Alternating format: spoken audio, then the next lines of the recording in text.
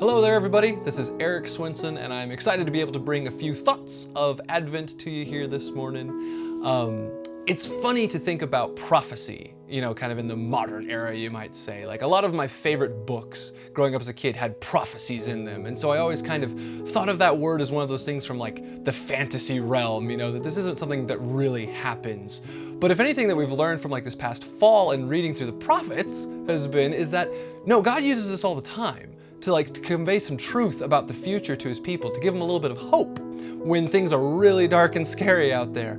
So it only makes sense that there would be a prophecy about perhaps the greatest moment in history. And of course it comes from Isaiah, and we're going to pick it up in chapter 11, beginning in verse 1. So, a shoot will come up from the stump of Jesse, and from his roots a branch will bear fruit.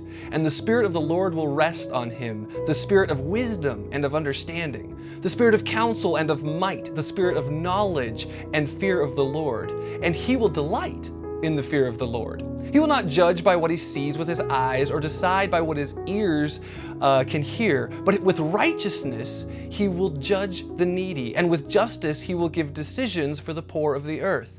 He will strike the earth with the rod of his mouth, and the breath of his lips he will slay the wicked. Righteousness will be his belt, and faithfulness the shafts around his waist.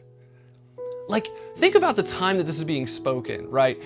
First of all, it is very much the stump of Jesse at this point. The glory days of Israel and Judah are long gone. We are now just puppet kings or figments or shadows of former glories. So this idea of the line of David, something great growing back out of that, already gets you kind of excited, kind of pumped up of okay, what could this be? And then they start hearing about the kind of king that this is going to be. Not only is this going to be better than David, not only will that promise, that Davidic covenant be coming true, but it is going to be such an incredible ruler that they've never seen one like it before. The fact that the righteousness is going to be judged rather than just the mere hearings or the mere seeings of things. You can't help but think that would get people excited. And just like we get excited for Christmas or for big events and stuff like that, here these people are now excited for the return of a kingdom, and yet now they have to wait. Just like we have to wait, the 4 weeks for Christmas, these folks had to wait a whole lot longer. We're talking at least 400 years that they are waiting for this promised king to come. And so as we, in this time, think also of this prophecy, because it's still the second half of it, of the king coming back and of reigning forever with his people. That's still gonna come. That's still happening. That's still active. But now it's also been promised personally by Jesus.